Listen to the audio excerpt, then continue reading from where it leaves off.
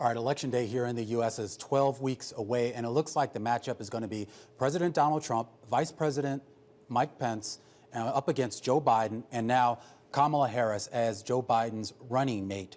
She was just named as his running mate. She's expected to be sort of formally introduced to the public, if you will, tomorrow on Wednesday. That's coming from the campaign. I want to bring in Basil Samichael. He's executive director of the New York State Democratic Party and a former aide to Hillary Clinton, to get his perspective here on what Kamala brings to this ticket, Basil, and whether this actually moves the needle for Joe Biden to gain any votes beyond what we were already expected him to get so far.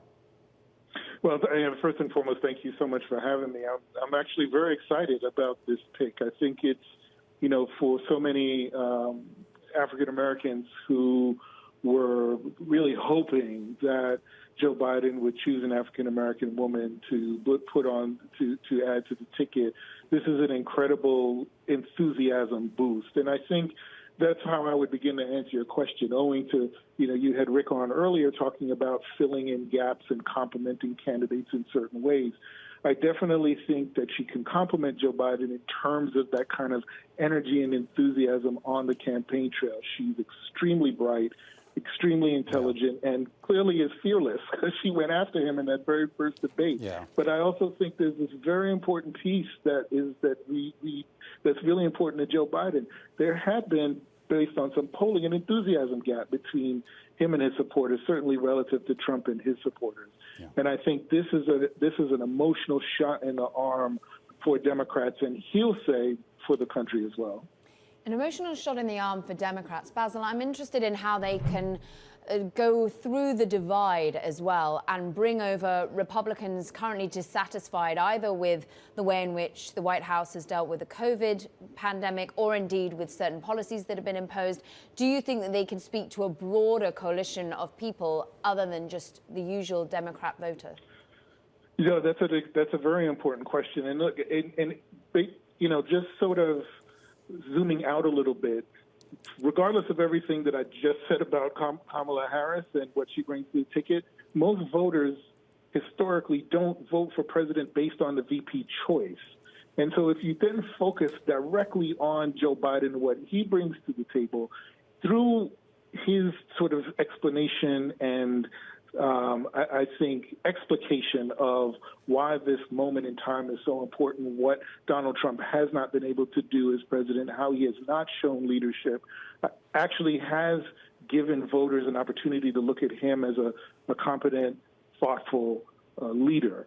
And when you look at how the suburbs have been voting, for example, during the midterm election, which helped Democrats take the House back, you see that there is tremendous erosion among suburban voters, among white males, and certainly among white women. So that Trump, that durable Trump base that he once had, has seen Joe Biden chip away at that quite substantially over time. Now, having said that, very quickly, the president still gets high marks for the economy, rightly or wrongly.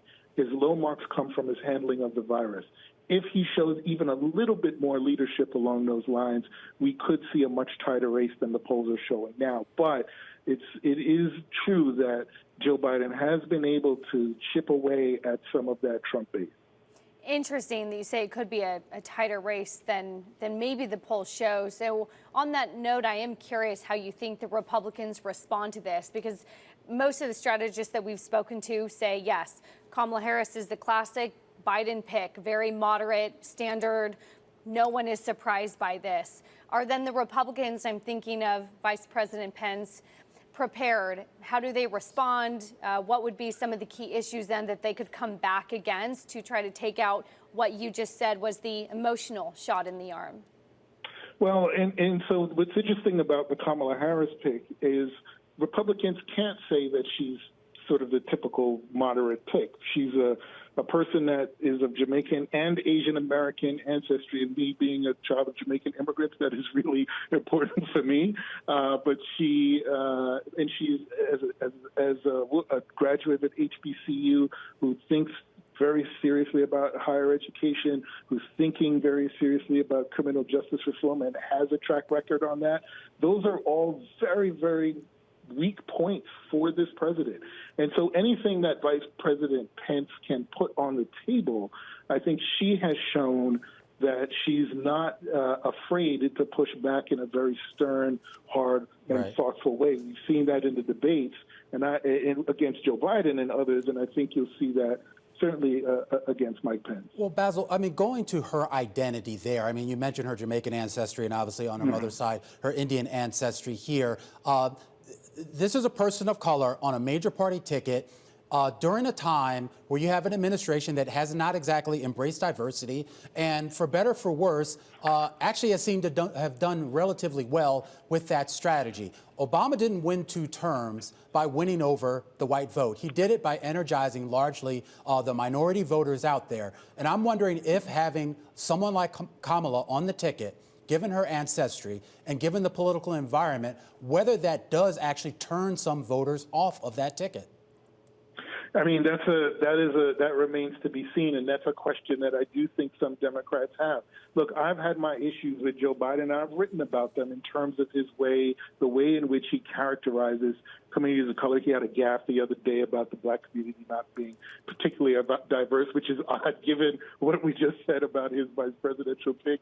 So you know that sort of that mindset and the fact that in many ways his race is predicated upon winning back white male voters is going to be really interesting how he talks about issues of race and justice reform. But I think owing to earlier conversation, it is important to note that so many Americans think the country is going in the wrong direction. So the question is, can Joe Biden address those voters in a thoughtful way that isn't that gives voters the sense that just because we need to focus a little bit more on diversity, equity, inclusion, that shouldn't take away from who you are and the kinds of aspirations you have for your families. I think that is sometimes how others, particularly this president, has created that racial and class cleavage. But I think Joe Biden, particularly with Kamala Harris on the ticket, can find that sweet spot to be able to make that very nuanced argument. It feels as though the immediate response coming from the other side of the aisle will probably be that this is basically your pick for president. In terms of, many have assumed that Joe Biden himself will be a one-term president. Many have talked of his age, of course, and therefore the debate when picking a VP was someone who could take to the helm with immediacy, and so had to have the political experience, as Kamala Harris does indeed have. Is the U.S. ready for a female leader as well as a leader of color, in your perspective? Well, some people said we weren't ready for a black president, and so are we ready for Kamala Harris as vice president? I mean, that remains to be seen, and I take this is especially important to me, having worked with Hillary Clinton and seen over the years how people have talked about her, the subtle and not so subtle misogyny and sexism that existed there. You know, I became politically active in part because I saw Jesse Jackson and Geraldine Ferraro on a DNC stage talking about the party needed to be more inclusive. That inspired me as a young man. It was shocking and shameful to see that things how she was treated then hadn't changed so much when Hillary Clinton was on the top of the ticket in 2016. To be honest, I don't know that things have changed all that much now in 2020. But the fact that she is on this ticket is going to force America to contend, to reckon with all of its isms. And if for no other reason, if there was no other sort of reason that Donald Trump was in office, it has been perhaps to make us look and force us to look at every institution and all of our political and economic structures and understand the disparities within them and how to fix that, or at least to provide a pathway to doing that. Maybe that's what Kamala Harris and Joe Biden are doing with this particular ticket in 2020, force the country to reckon with all of its sins and concerns and, frankly, its opportunity and potential. Finally here, just sort of wrap up for us what you think, again, the key issues would be that we'd be looking at. You've mentioned the criminal justice reform, of course, in this moment when we're seeing protests continue across this country. What do you think would be a key issue that she could really hang her hat on and push this forward? Well, I think justice reform. I also think, particularly coming from California, climate change. And I honestly, just beyond those very specific policies, I also think just an overall addition to Joe Biden's presentation of normalcy in politics, a steady hand in governance, and thoughtful policy leadership. Basil Schmeichel, thank you so much for your time today. Your thoughtful answers, former executive director of the New York State Democratic Party. Let's get you now the first word.